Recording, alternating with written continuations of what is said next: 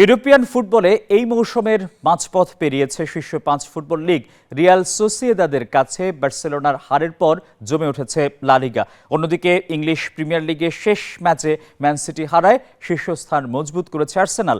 এদিকে সিরিয়াতে inter Milan ও বুন্দেসলিগায় টেবিলের শীর্ষে বায়ার্ন মিউনিখ। রিয়াল অ্যারেনায় বার্সেলোনার সুযোগ ছিল রিয়াল মাদ্রিদ থেকে পয়েন্ট ব্যবধান বাড়ানোর, তবে রিয়াল সোসিয়েদাদের কাছে হেরে সেই সুযোগ হারায় কাতালানরা।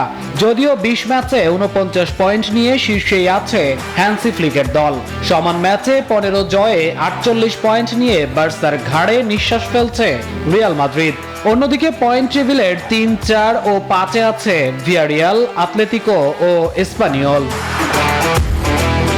এদিকে প্রিমিয়ার লিগ দীর্ঘদিন ধরে শীর্ষস্থান ধরে রেখেছে আর্সেনাল। ১৫ জয়ে ৫০ পয়েন্ট নিয়ে টেবিলের প্রথম স্থানে রয়েছে গানাররা। ম্যানচেস্টার ডার্বিতে হেরে আর্সেনালের সাথে ব্যবধান কমানোর সুযোগ হাতছাড়া করে ম্যান সিটি, আর এভারটনের কাছে হেরে ম্যান সিটিকে টপকে ২-এ ওঠার সুযোগ হারায় অ্যাস্টন ভিলা। অপরদিকে ১০ জয়ে ৩৬ পয়েন্ট নিয়ে টেবিলের ৪-এ লিভারপুল ও ১ পয়েন্ট কম নিয়ে ৫-এ ম্যান ইউনাইটেড।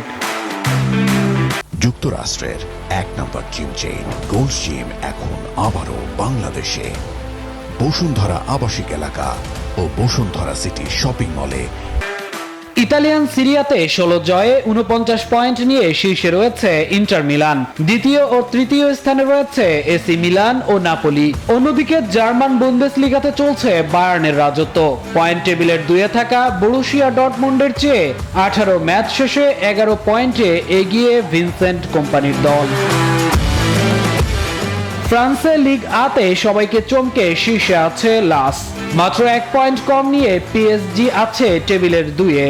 মৌসুম শেষে দলগুলো শীর্ষস্থান ধরে রাখতে পারবে কিনা তা এখন দেখার বিষয়।